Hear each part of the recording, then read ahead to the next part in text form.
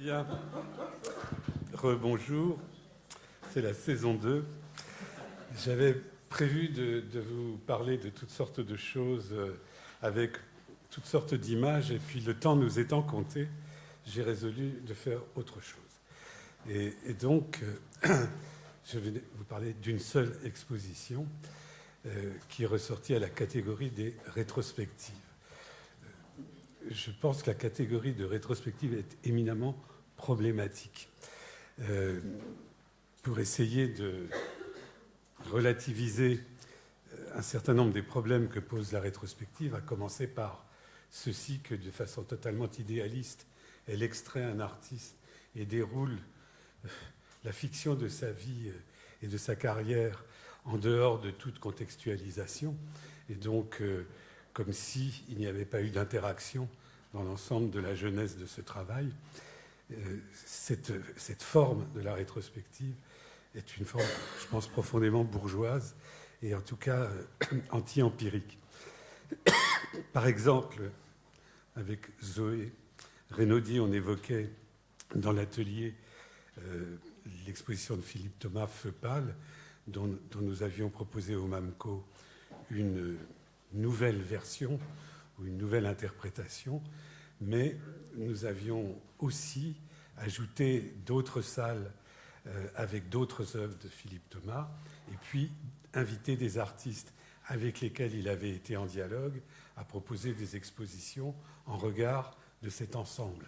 Donc c'était au fond un hommage à Philippe Thomas à trois niveaux, d'autant plus que dans la collection on avait aussi choisi des pièces qui avaient pu nourrir la réflexion de Philippe Thomas.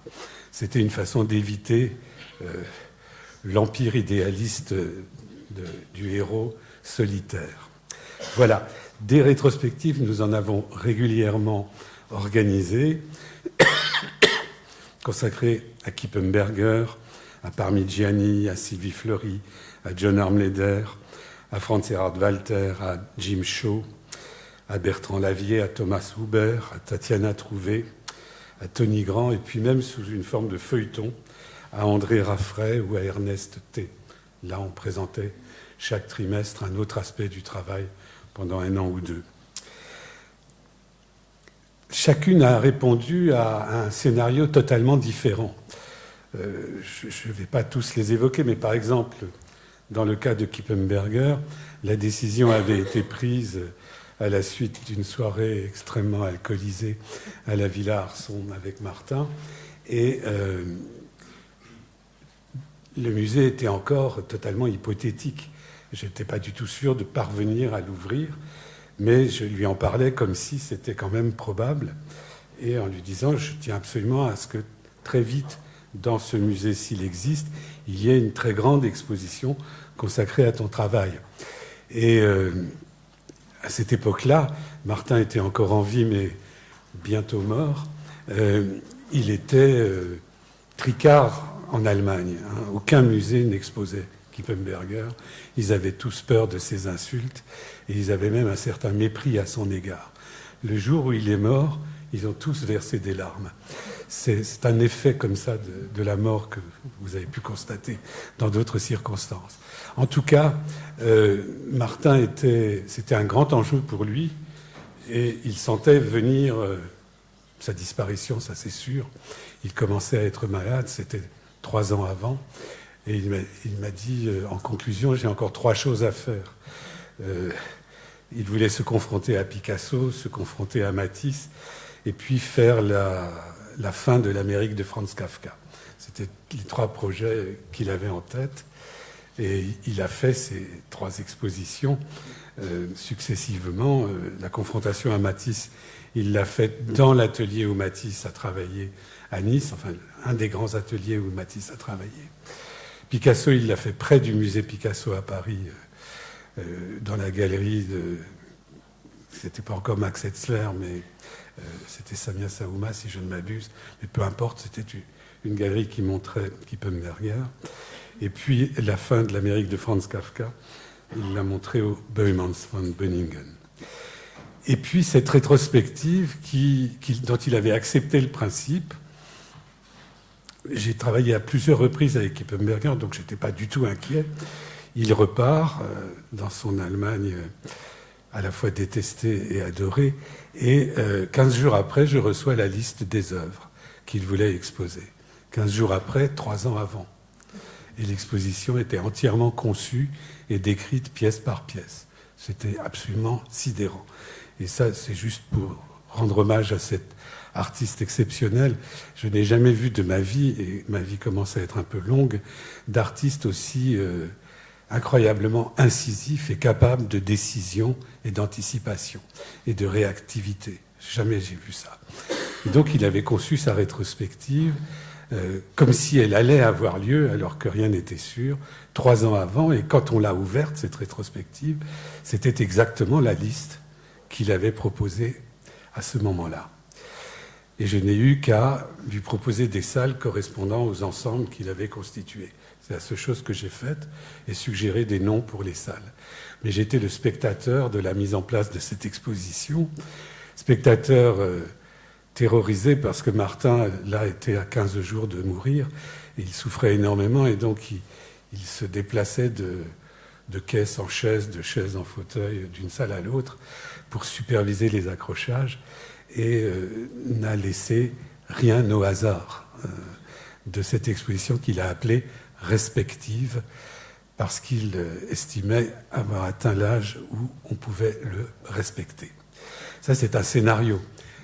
Le scénario, par exemple, avec Parmigiani, était tout différent. Je suis allé travailler longuement dans ces cartons à dessin à Turin, et puis aussi à Torre Chiara, et j'ai recherché les dessins de projet.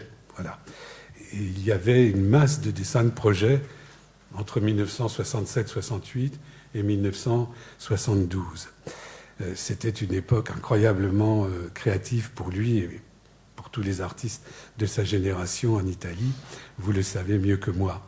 Et tous ces dessins de projet, je les ai trouvés formidables parce que pour 10 idées, il pouvait en réaliser une en général et pas toujours dans de bonnes conditions.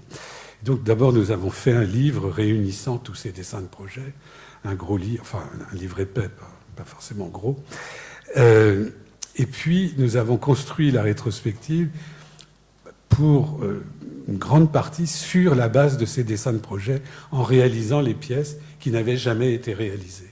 Ça veut dire que 50% de la rétrospective, au moins 50% de la rétrospective de Parmigiani était faite d'œuvres inédites, anciennes, réalisées pour l'exposition. Et ça, c'était vraiment, je trouve, une belle idée que l'artiste a bien soutenue. Dans d'autres cas, c'était évidemment plus facile. J'évoque juste rapidement le cas peut-être de John Armleder.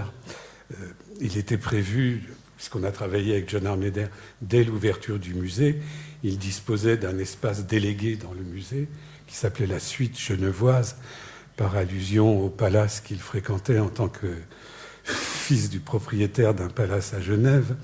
Et dans ces 3 salles de la Suite genevoise, il a programmé les expositions pendant quelque temps, jusqu'à ce qu'ils en lassent. Mais je n'ai pas le temps de vous les montrer. Mais il était prévu, dès le départ, qu'un jour, nous ferions une très grande exposition à caractère rétrospectif. Et puis, chaque année, on en parlait en disant « mais il va falloir qu'on fixe le projet davantage ». Et les années ont passé, plus de 10 ans ont passé. Et à un moment donné, je me suis dit, je vais finir par me retrouver à la retraite sans avoir fait cette exposition avec John. Et John était toujours d'accord, mais toujours, ceux qui le connaissent le savent bien, absolument évasif. Et donc, je me heurtais à un assentiment nuageux ou vaporeux, je ne sais pas comment dire. Et un beau jour, je lui dis, écoute John, maintenant on ouvre l'expo en février prochain, c'était à 1 an d'intervalle, il faut qu'on se mette un peu au travail avec toi. Oui, d'accord, bien sûr, voyons-nous bientôt. Et je lui dis ça, je pense en février. Et puis le bientôt, c'était un rendez-vous putatif en juin. Et évidemment, en juin, il était à l'autre bout du monde, ce qui fait qu'on a réussi à le coincer pour une première réunion en août. Et on se retrouve dans son atelier, si on peut appeler ça un atelier, et c'est surtout une bibliothèque, je dois dire. Et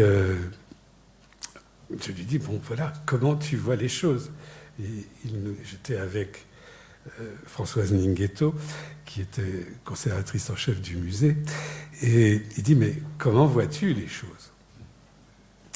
Et donc j'étais très désemparé, parce que je pensais qu'on allait d'abord partir de ce qu'il proposait, et c'est tout le contraire de l'esprit de John que de proposer. Et donc, il dit, mais ne t'inquiète pas, il s'en va, il revient, et avec un gros carton qu'il renverse sur la table, et on a là plusieurs centaines d'hectachromes et de diapositives qui forment une montagne au milieu de la table. Et il dit, choisissez. Et on a passé 3 heures à choisir, à trier, à faire des piles, on veut, peut-être, pas du tout, etc. Françoise et moi. Et chaque fois qu'on voulait absolument une pièce, on lui donnait l'image et il téléphonait pour savoir s'il était libre. Et donc, à la fin de cet après-midi, qui a duré 5-6 heures au moins, on avait l'essentiel de l'exposition et l'accord de tous les prêteurs, parce que John était très habile pour ça. Et il fallait ensuite définir les salles, on va dire, environnementales que nous avions à produire, ce qui s'est fait assez vite. Alors, au moment d'installer l'exposition, tout était arrivé dans le musée, dans le plus grand désordre, et John arrive et je lui dis, ben alors, comment veux-tu procéder? Il dit, mais comment veux-tu procéder? Et je lui dis, mais écoute, c'est pas très simple. Si j'ai le temps, je vous montrerai les images ensuite. Mais il dit, bah, si tu veux, tu commences au 4e étage et moi, je commence au 3e. Et puis, petit à petit, on va se rejoindre au 2e étage. Ce que nous fîmes. Donc, quand je mettais en place une salle au 4e, j'allais le chercher. Il fallait d'abord aller boire un café, puis on montait. Et puis, il regardait, il disait, ah, ça va. Et une fois, il a fait une permutation, c'est tout. Et puis, de temps en temps, je descendais voir où il en était. Voilà. On passait notre temps à monter et descendre d'un étage à l'autre pour voir où on était. Et donc, c'est au fond 2 expositions ou 2 accrochages qui se sont, à un moment donné, rejoints. Comme des trains dans une gare de triage, comme ça, à un moment donné, s'ajointent. Et puis, il y avait un très grand espace, le plateau des sculptures, qui est une salle qui fait 8 mètres sur 60, donc un truc assez monumental, qu'il avait réservé à une installation monstrueuse qui s'appelle About Nothing, souvent et pas toujours d'ailleurs. Et cette installation, il avait réservé ça évidemment pour le dernier moment. Donc il a commencé à l'installer la veille du vernissage et il achevait pendant le vernissage d'installer cette salle. Voilà, c'est un autre scénario très improbable. Mais je voudrais vous parler du scénario de la rétrospective de Sarkis, qui est certainement l'exposition qui m'a le plus ému pour la part que j'ai dû y prendre. Sarkis, j'ai commencé à travailler avec lui dans les années 80, à l'occasion d'une acquisition d'une œuvre, je crois, intéressante pour le FRAC Rhône-Alpes. Puis on s'est retrouvés de différentes façons à la Villa Arson, notamment pour la production d'une pièce dans le cadre du programme Sous le Soleil.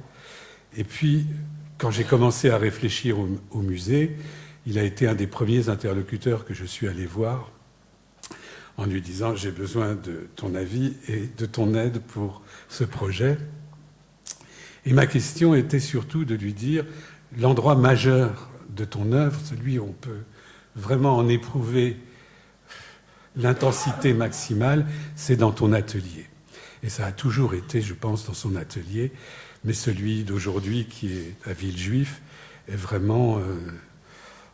pour Sarkis, c'est l'équivalent de l'atelier de Brancusi, si vous voulez. C'est vraiment un espace essentiel et complètement bouleversant, où les œuvres et les matériaux de ces installations convergent ou divergent au fil des expositions. Et il est tout le temps en train d'y vivre, d'y travailler et d'y agencer toutes ces choses les unes par rapport aux autres. C'est un agenceur, Sarkis. Il cherche dans le monde entier des items qu'il accueille dans son œuvre et puis qui font partie tantôt de telle installation, tantôt de telle autre, et qui conversent tranquillement en attendant de sortir. Voilà. Et je ne saurais trop vous recommander d'essayer de visiter son atelier, et j'espère qu'un jour il deviendra public, ce qui est loin d'être garanti. En tout cas, je lui dis, tu sais, ton atelier, c'est quand même l'alpha et l'oméga de ton travail. J'aimerais beaucoup que tu le transportes dans mon musée. Comme ça, j'aurai le cœur du foyer de cette œuvre. Et évidemment, je pensais bien qu'il n'allait pas transférer tout l'atelier d'un seul coup au MAMCO, mais il a proposé d'installer au MAMCO ce qu'il appelait un atelier de voyage. Le nom qu'on lui a donné, c'est l'atelier depuis 19 380. Et 19 380, c'est 1938, date de naissance de Sarkis, plus un zéro, des 20 000 ans de perspectives historiques avec lesquelles il est en dialogue. Il parle aussi bien à des objets babyloniens qu'à des objets inuits, qu'à des objets amazoniens, qui sont de nature à le stimuler, à l'enrichir, et qu'il accueille avec une révérence incommensurable. Et donc cet atelier, on l'a créé au premier étage du musée. C'était une boîte de 5 mètres sur 5, sur 4 mètres de haut, en bois, avec des étagères qui faisaient le tour en hauteur de l'espace intérieur, une fenêtre, la seule salle qui disposait d'une fenêtre, dont les 4 carreaux étaient aux couleurs de Sarkis, rouge, jaune, vert et bleu, si je ne m'abuse. Et il y avait un lit, une table, un tabouret, et puis des objets que Sarkis y apportait. Et il venait plusieurs fois par an, mais en tout cas au moins une fois par an. Il s'enfermait dans l'atelier qui avait une porte. C'était la seule salle qui disposait d'une porte. Et il avait un futon aussi qui lui permettait de faire la sieste. Et il travaillait. Il réalisait des aquarelles, des projets pour des commandes publiques ou des choses comme ça. Et quand il avait fini de travailler, il venait rejoindre les amis de l'administration du musée. Cet atelier a fonctionné comme cela, comme un lieu de travail, comme un lieu d'exposition, comme un lieu aussi d'accueil des œuvres de Sarkis. Il continue à fonctionner comme ça aujourd'hui, depuis 1994. Pendant 20 ans, une amie de Sarkis, une femme établie à Genève, est venue chaque semaine apporter un bouquet de fleurs fraîches dans l'atelier. Et on a eu toujours des fleurs fraîches dans l'atelier. Et quand elle partait en vacances, une de ses amies prenait le relais. Et il n'y a jamais eu de défaut pendant 20 ans. Vous vous rendez compte, ça fait pas mal de bouquets de fleurs. Parfois, c'était des fleurs chic et chères. Parfois, c'était des bouquets de fleurs des champs. C'était très varié, et très, très émouvant et très embaumant. Et à un moment donné, ça s'est arrêté très, très, très tard. Et Sarkis a substitué à ce bouquet absent, je fais presque du Mallarmé là, mais une pièce comportant un parfum dont il fallait verser une goutte chaque jour, de telle sorte que le parfum, petit à petit, se diffuse dans la salle. C'était une des œuvres déléguées qui était une des réponses que j'ai obtenues à la question que j'ai posée à 5 artistes, d'imaginer ce que serait pour eux la dernière salle idéale. Tu vas mourir, qu'est-ce que tu aimerais assembler pour témoigner de ton œuvre? C'était la question que j'ai posée à Franz Erhard Walter, à Philippe Thomas, qui a fermé l'agence Les Ready-Made appartiennent à tout le monde en ouvrant le MAMCO, et qui est mort quelque temps plus tard. C'était vraiment très clairement sa dernière salle. Les autres ont survécu, heureusement, mais leurs espaces ont vécu avec eux.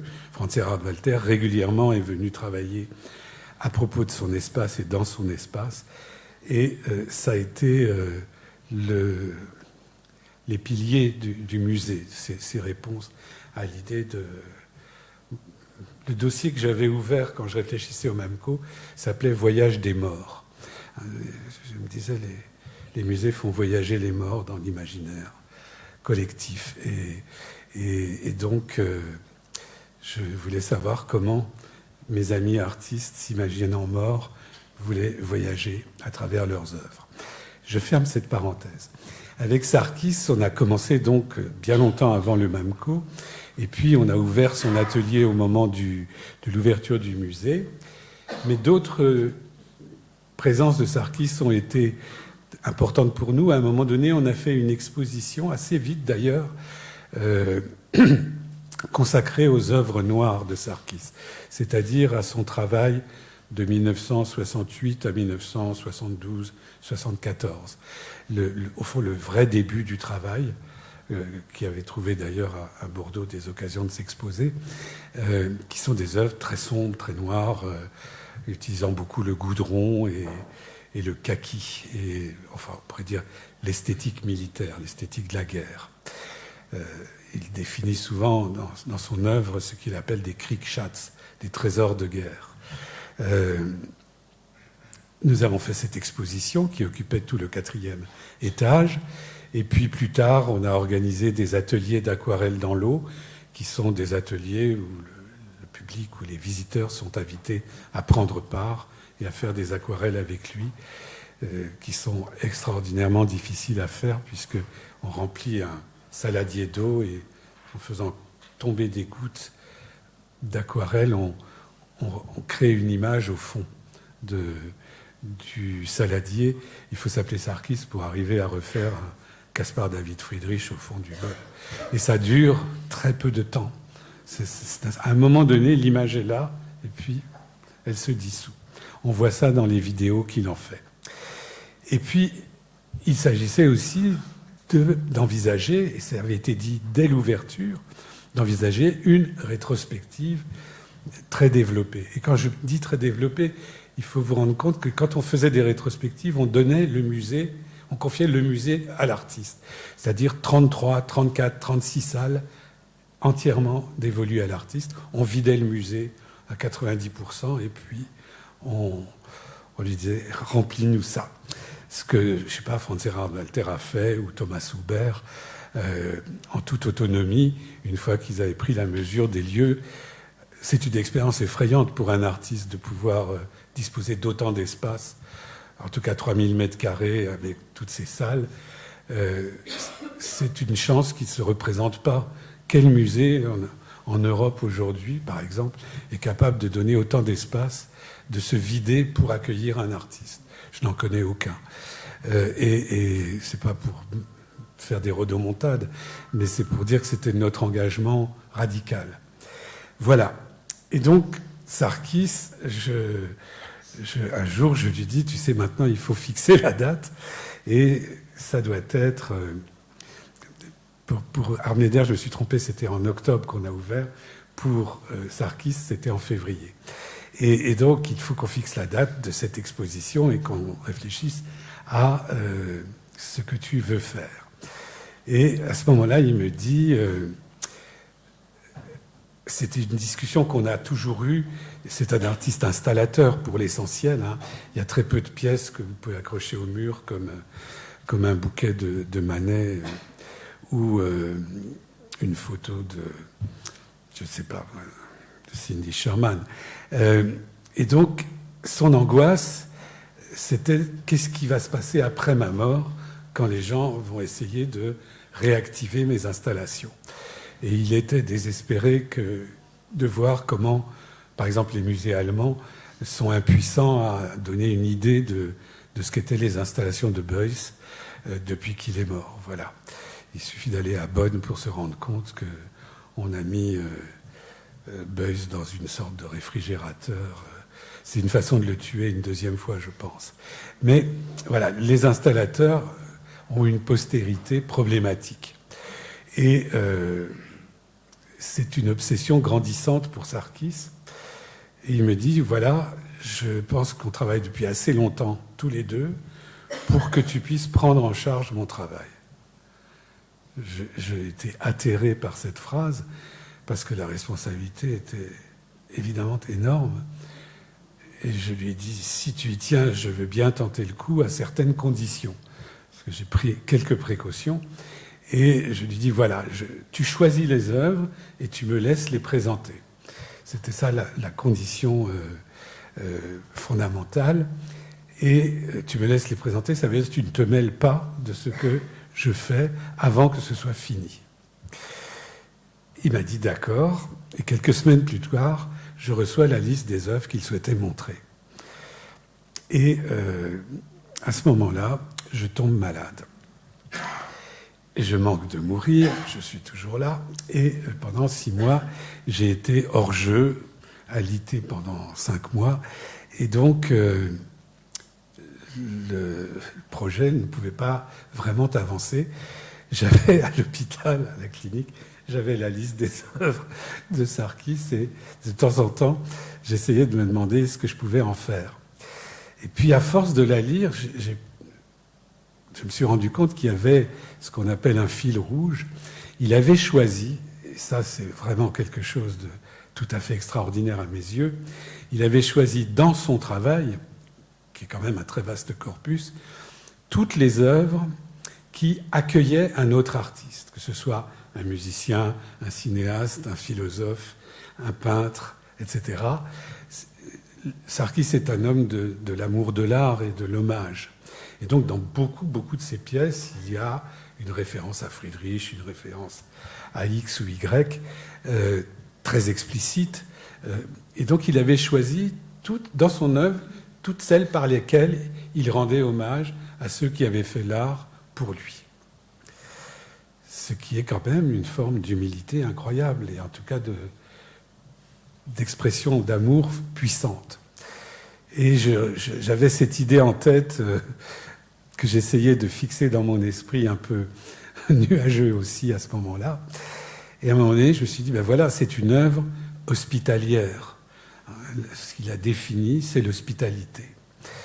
Et le mot était évidemment déjà très répandu dans les discours schématiques du monde de l'art, prélevé, comme vous le savez, chez Derrida, mais très peu travaillé à partir de Derrida, il faut bien le dire. En tout cas, cette notion d'hospitalité est très riche, très complexe, et elle peut caractériser l'œuvre de Sarkis dans 90% de ses items. Et donc je me dis, si c'est une œuvre hospitalière ou hôtelière, qui accueille en elle d'autres, eh bien il faut faire une exposition hospitalière ou hôtelière. Et donc je lui ai proposé d'appeler l'exposition Hôtel Sarkis. Et après quelques jours de réflexion, il a donné son accord. Et donc l'exposition s'appelait Hôtel Sarkis. Et après, je me suis demandé comment faire pour la mettre en place. Et je me suis rendu compte, en regardant les œuvres, enfin les images des œuvres, que le temps passant, ou on va dire Sarkis vieillissant, d'abord il retournait de plus en plus souvent en Turquie, il est arménien, né à Istanbul, et il y avait un retour, on va dire, au pays natal, et une nouvelle sensibilité à ses ascendances. Je ne vais pas employer le mot détestable de Racine. Et donc, je me suis dit, s'il retourne, il a un petit appartement à Istanbul désormais, et il reparle très volontiers de la Turquie. Et il a beaucoup travaillé sur l'architecture des mosquées dans le Moyen-Orient et le Proche-Orient. Et je me suis dit, il faut créer une ambiance qui évoque ce pays auquel il revient. Et j'ai demandé à ce moment-là à quelqu'un collaborateur du musée, d'aller chercher à la bibliothèque de Genève tous les volumes qui documentaient les intérieurs turcs ou proche-orientaux, dont la caractéristique, on va dire, générique ou générale, c'est d'avoir des murs peints, généralement en 2 tons, avec une plinthe en bas, et puis voilà, deux couleurs par mur, de grands espaces colorés, qu'on peut aussi voir dans certaines parties de la Grèce, par exemple. Et je feuilletais ces livres, toujours sur mon lit de douleur, et je mettais des post-it sur toutes les couleurs que je trouvais intéressantes, on va dire, dans ces intérieurs, en sorte que j'ai fini par avoir un nuancier très riche, et j'ai demandé qu'on peigne le musée, d'abord qu'on peigne une ligne rouge d'1,5 centimètre d'épaisseur à 80 cm de hauteur dans tout le musée.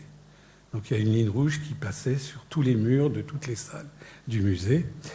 Et puis ça définissait un espace supérieur, un espace inférieur. Et pour chaque salle, on a attribué 2 couleurs. Voilà. Et en fait, j'ai confié ça au régisseur, le choix des couleurs, sauf pour certaines salles où il y avait des raisons particulières de faire autrement. Voilà. Et donc, je me suis retrouvé avec un musée entièrement mis en couleur, façon turque, on pourrait dire. Et c'était très étrange et très, très engageant, on va dire.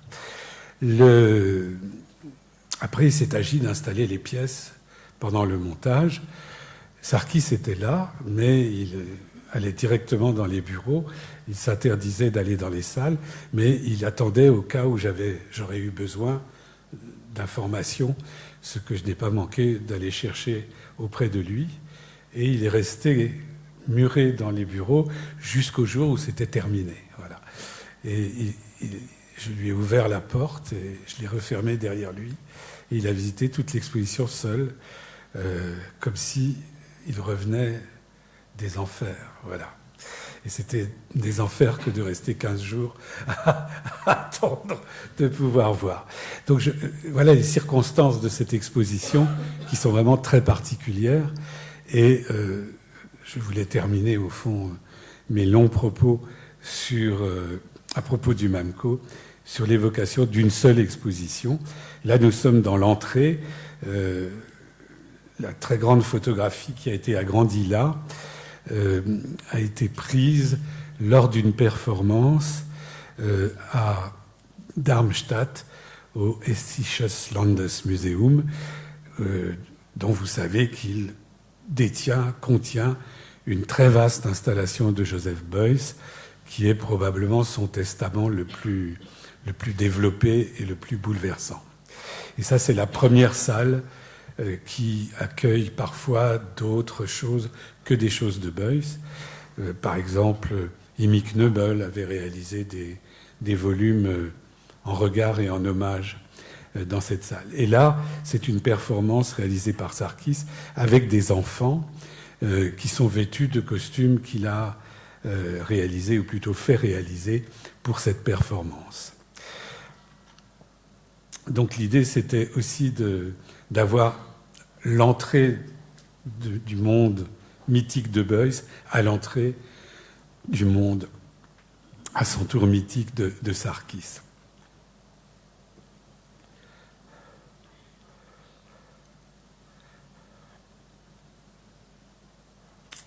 La première salle était peinte de 2 couleurs qui évoquaient plutôt la période noire de Sarkis, un gris assez profond et des plinthes vertes. Les photos ne sont pas toutes d'une qualité extraordinaire, mais elles ne sont pas si mauvaises que ça. Et la très grande photo présentée là, c'est le Pont des Arts à Paris. C'est un endroit, on y voit une installation de Sarkis. C'est une performance qu'il a réalisée sur le Pont des Arts entre le Louvre et l'Académie, et aussi l'École des Beaux-Arts, dont les éléments ont été présentés en même temps sur le mur. À droite, vous voyez 2 des disques recouverts de peinture anti-rouille qui faisait partie de cette performance. Ça, c'est une autre pièce. Je ne vais pas commenter toutes les pièces. Je voudrais vous entraîner dans l'ambiance de cette exposition. On est toujours dans la première salle. On va bientôt atteindre la salle suivante. La salle suivante était évidemment très différente du point de vue de la couleur et de la manière de l'appliquer. Au fond de la salle était une pièce qui était constituée de la pièce qui est encadrée et accrochée en bas, et d'un agrandissement de cette aquarelle qui fait partie d'une très très grande série d'aquarelles en regard du cri de Munch, qui est un des artistes phares pour Sarkis. Voilà. Là, on avait choisi d'appliquer la peinture de façon un peu comme ça, flottante. Vous voyez la ligne rouge.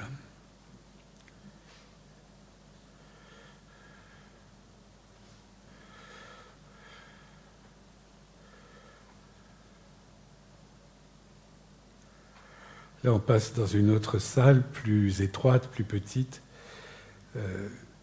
qui était éclairée par cette œuvre constituée d'ampoules.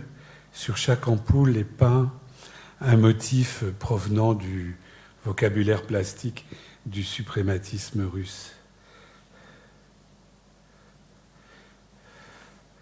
Et le sol, excusez-moi. Ça, c'est le sol de l'usine.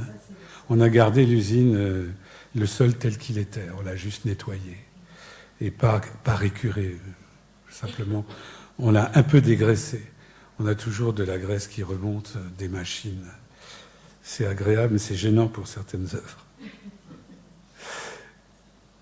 Par exemple, la pièce qui est au mur, c'est l'œil de Tatlin, qui a été recouvert de peinture couleur de plomb.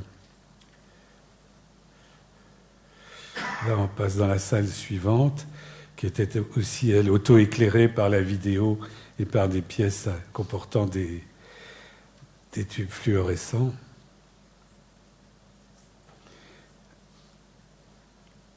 Avec au mur du fond l'agrandissement d'une image du premier atelier de Sarkis, pour donner une idée de cet atelier matriciel.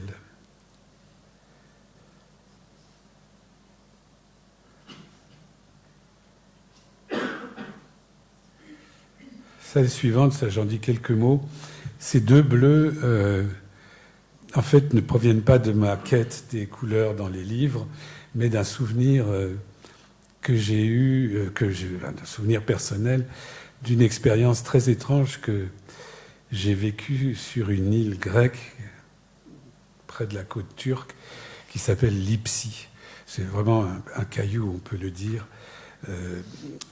faiblement touristique, et dans lequel s'est caché un des terroristes grecs pendant plus de 10 ans, sans que personne s'en préoccupe.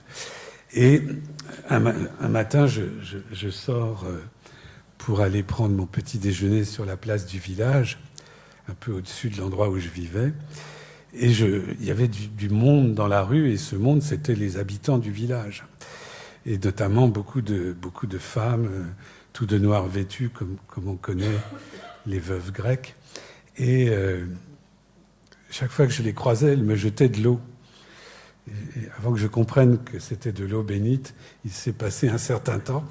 Et parfois, elles me donnaient un morceau de brioche. Et j'avais l'impression d'être à la fois apprécié et détesté, je ne savais pas. Mais finalement, j'arrive sur cette petite place. Et là, il y avait du monde devant l'église. Et il y avait une queue de femmes, il faut le dire, devant l'église, qui attendaient pour entrer. Et comme un touriste un peu indélicat, j'ai doublé la queue et je suis rentré de façon arrogante à l'intérieur pour assister à ce qui se passait.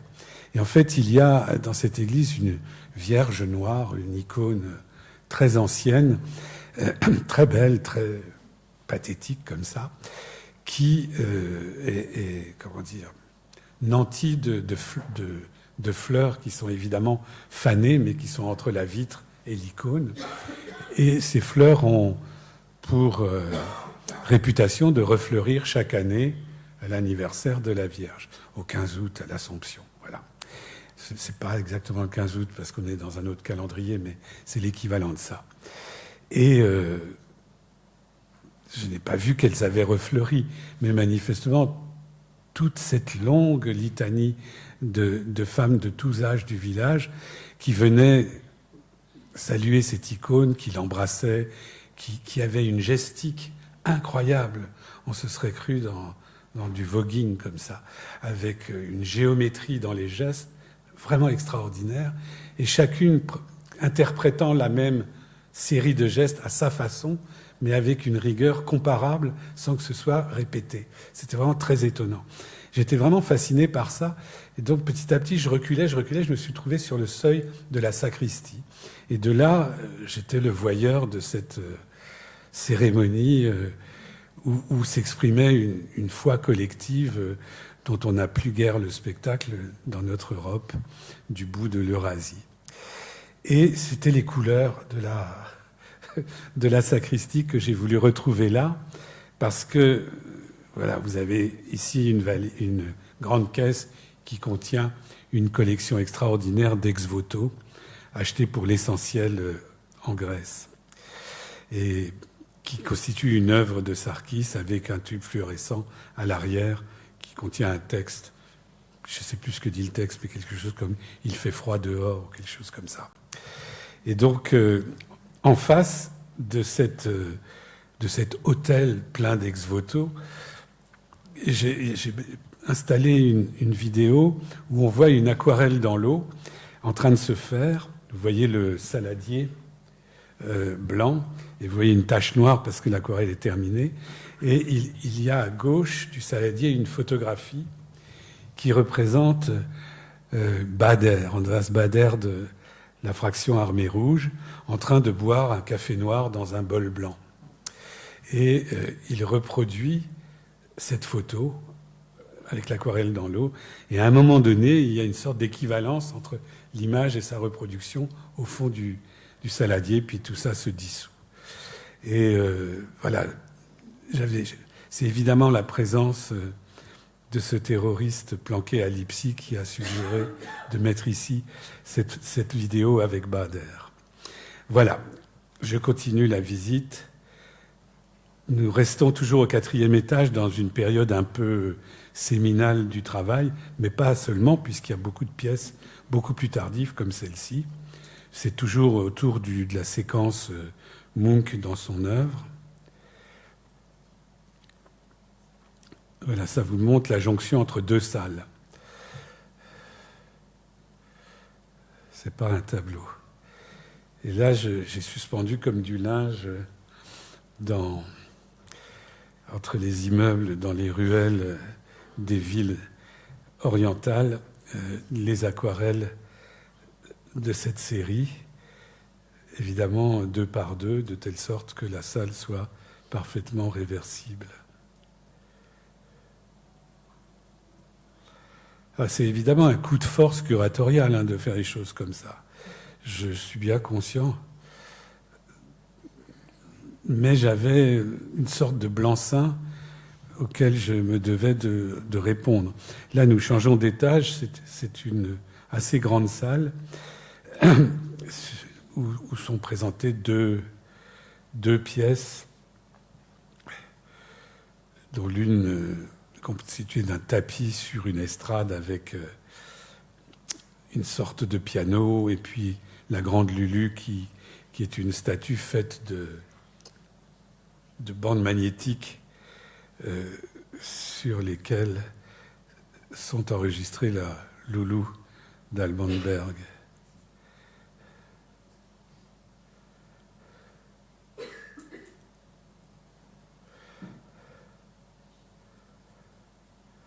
Là, les photos sont correctes, on va dire. La salle suivante était aussi dans la pénombre. On y projetait,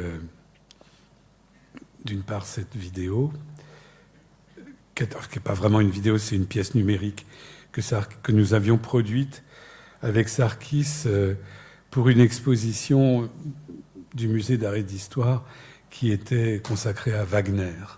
Et notre participation était cette œuvre de Sarkis qui est lié à Wagner. Ne me demandez plus pourquoi. Là, c'est une autre pièce qui est en face et qui présente une photographie, c'est fixe, c'est une des images prises dans le blocos d'Hitler quand Goebbels s'était suicidé. Donc on voit Goebbels dans son fauteuil s'étant rendu justice.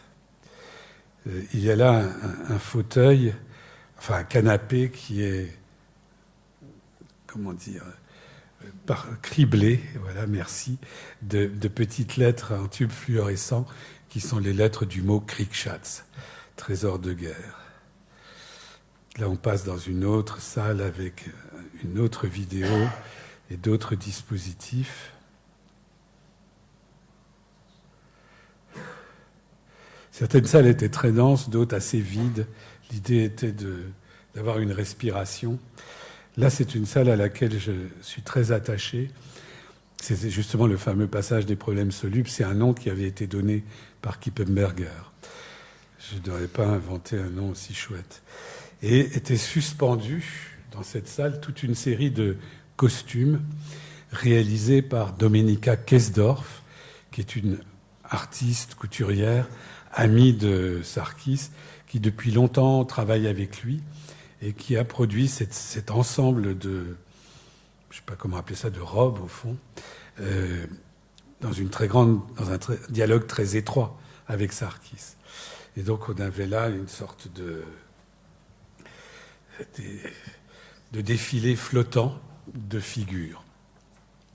Le siège que vous voyez devant, le banc, qui est recouvert de feuilles d'or et qui ressemble un peu à la façon dont Rietveld assemblait des chaises, qui évoquent donc, on va dire, du design moderniste. C'est pas du tout ça, en fait. C'est une pièce que nous avons réalisée à partir d'un plan que nous a donné Sarkis et à partir d'une photographie qu'il a faite d'un banc dans la campagne de Palerme, qui est un banc, on va dire, tout ce qu'il y a de plus vernaculaire. Mais sa structure l'avait sidéré par sa proximité avec les modes de fer de Rietveld. Et c'est devenu une sorte d'icône du design sarkisien, avec cette couverture de feuilles d'or. Encore 5 minutes, c'est bon, hein, j'ai bientôt fini. Je me délecte de revoir ces images. Voilà, là on retrouve à gauche une robe de Domenica Kessdorf et à droite un costume vaudou, je pense, mais je ne veux pas dire de bêtises. Derrière, il y a une photo très agrandie d'une installation de Sarkis dans le musée des Beaux-Arts de Nantes. C'est une œuvre que je voulais montrer dans l'exposition, mais qui n'entrait pas dans le musée. Elle était trop haute, la barque était trop grande. Je ne pouvais la faire passer ni par les fenêtres, ni par les escaliers, et je n'avais pas assez de hauteur sous plafond. Et donc, je l'ai utilisée là. C'est le cas pour une autre pièce qu'on va voir ensuite. On va voir à plusieurs reprises apparaître le motif qui est sur l'aquarelle à droite. Les historiens de l'art cultivés que vous êtes ont reconnu les mains de Marie-Madeleine dans le rétable d'Issenheim de Grunewald.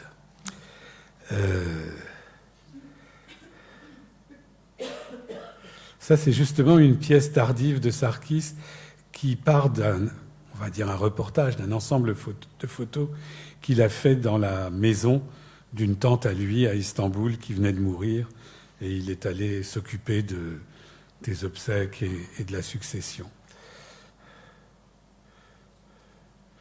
Là, sur cette toute petite étagère, il y a une pièce vraiment extraordinaire qui est constituée par une main dessinée par un très fin tube fluorescent qui s'éclaire bleu, mais vraiment très très fin, et qui porte, comme on porte la cité de Dieu dans l'iconographie chrétienne, qui porte une maquette qui est elle-même couverte de feuilles d'or, et c'est la plus petite maquette qu'il ait réalisée de l'atelier qu'il avait à la Krutenau, qui est un quartier de Strasbourg, qui est aussi le quartier de l'école d'art où il a enseigné pendant une dizaine d'années.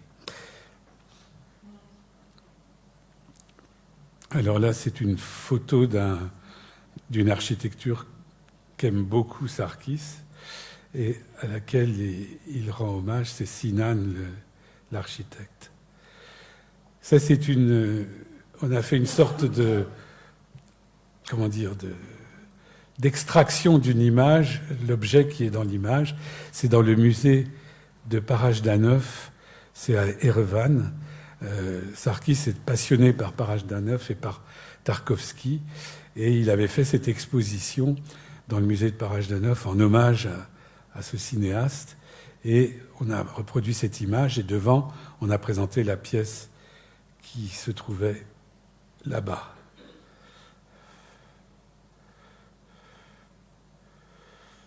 Ça fait partie là, d'une série de dessins faits avec le pouce ou l'index et qui dessinent des architectures majeures à ses yeux dans l'espace oriental. Ça, c'est surtout pour vous montrer les couleurs.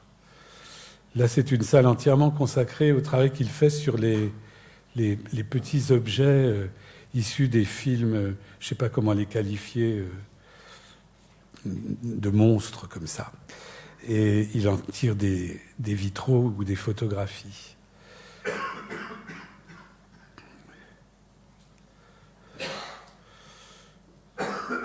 Ça, c'est une salle qui était consacrée à des photographies qui sont des films styles, de films de l'histoire du cinéma, donc des films canoniques, qui mettent en jeu des enfants,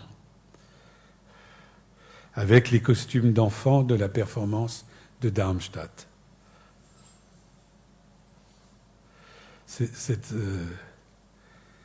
Cette salle était très émouvante à beaucoup d'égards, parce que, évidemment, les films nous revenaient à l'esprit. Là, c'est une série d'aquarelles dans l'eau devant des tableaux de Friedrich.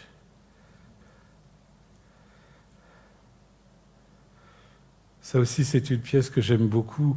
Elle a été réalisée d'abord à Rome, à Saint-Louis-des-Français, au pied d'un fameux Caravage. Et sur l'autel, il avait posé une flaque de sang qui prolongeait le sang qui s'écoulait dans la décollation, je pense, de Saint-Jean-Baptiste, un truc comme ça.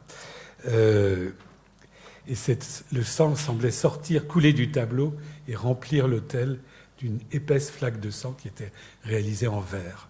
C'est une pièce somptueuse et absolument simple.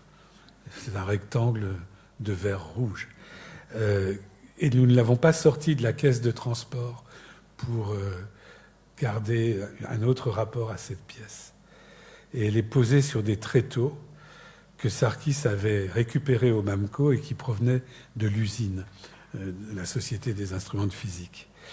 On a utilisé tout ce qu'on a trouvé de cette société, par exemple les horloges qui étaient à chaque étage, celles qu'on a pu sauver des vols qui avaient eu lieu, on les a confiées à des artistes. Donc à chaque étage, il y avait une horloge, comme on dit aujourd'hui dans le langage de la cuisine, revisitée par un artiste. Autre salle, j'ai bientôt fini. Hein. Il en reste encore une cinquantaine. Mais je vais plus vite.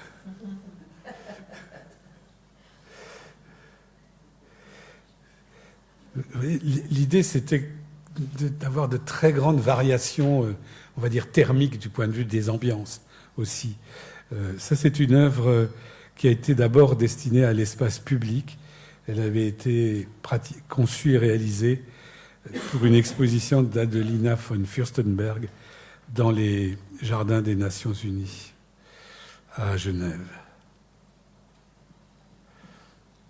Ça, c'est la maquette d'une fontaine réalisée en fontaine Carillon, réalisée aux Pays-Bas et conçue dans l'atelier au MAMCO. Ça, c'est une des œuvres de notre collection qui est une sorte de ronde avec des petites figures qui tournent sur elles-mêmes et qui ont toutes des provenances différentes. c'est comme un colloque mondial.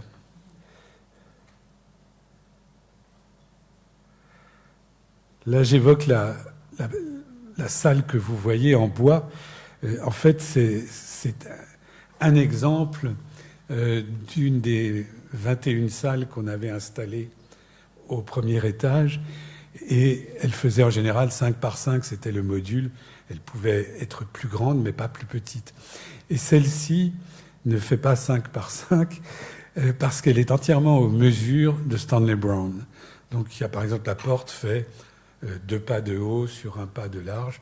Et ensuite, c'est autant de coudées, autant de mains qui permettent de donner de mesurer cette salle.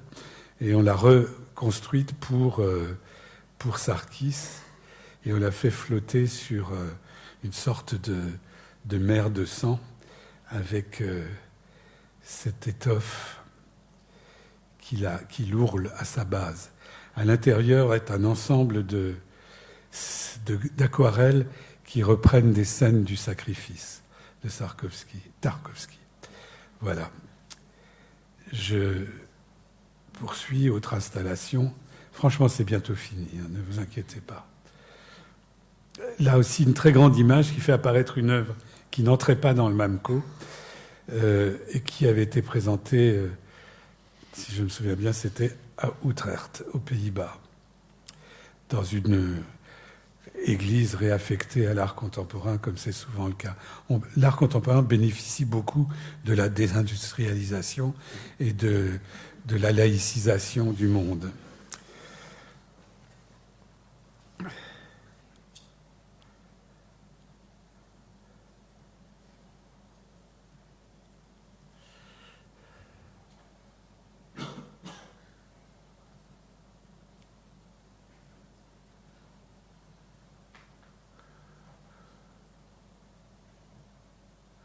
Voilà l'atelier d'aquarelle dans l'eau.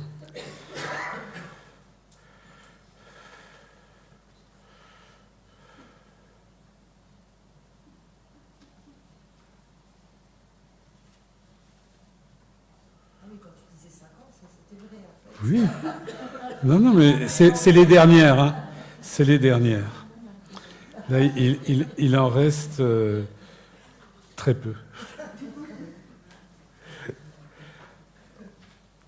Ça, c'est une salle vraiment belle où il y a à la fois des photos d'une installation antérieure qui comprenait une étagère bibliothèque avec des livres, et puis devant une autre étagère avec les mêmes livres en vrai. Et c'est un livre très fameux autour de la question de la mémoire.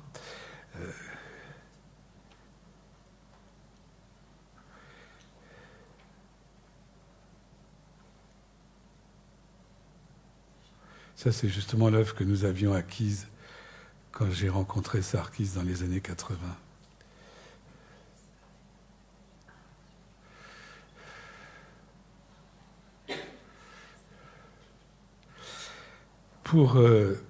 Là, il faut que je conclue. Donc, j'ai toujours essayé de faire en sorte que le musée se présente comme un espace familier, que l'espace corps soit proche de l'espace domestique.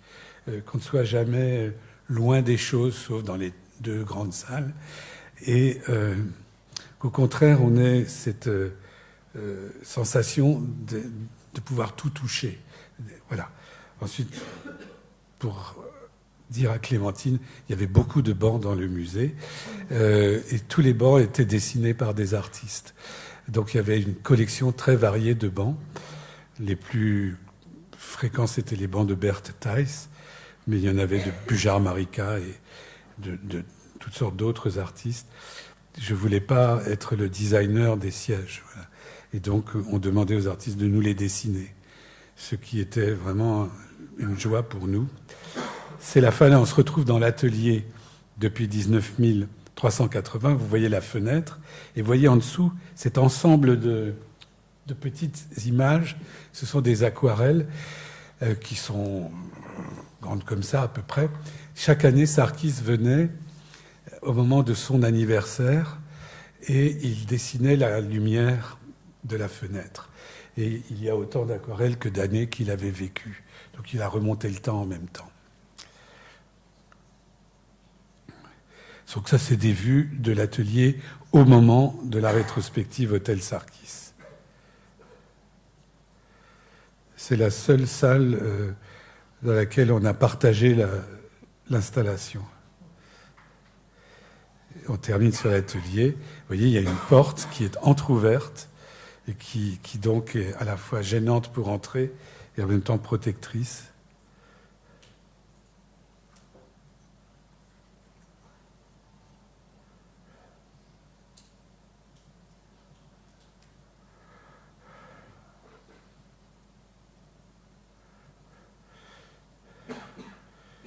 On arrive à la dernière salle, que voilà.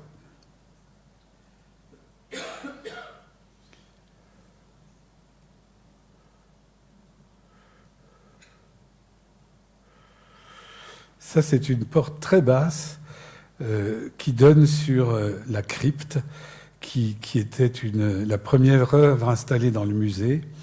C'est une œuvre de Parmigiani. Les murs ont été entièrement peints en noir, le plafond aussi, et la salle n'est pas éclairée. Donc quand on entre dans la nuit. Et petit à petit, les yeux s'accommodent et on voit apparaître des empreintes de mains, jaunes, oranges et rouges, qui tapissent toutes les parois et qui sont comme le cri de tous ceux qui nous ont précédés sur cette petite planète. Voilà.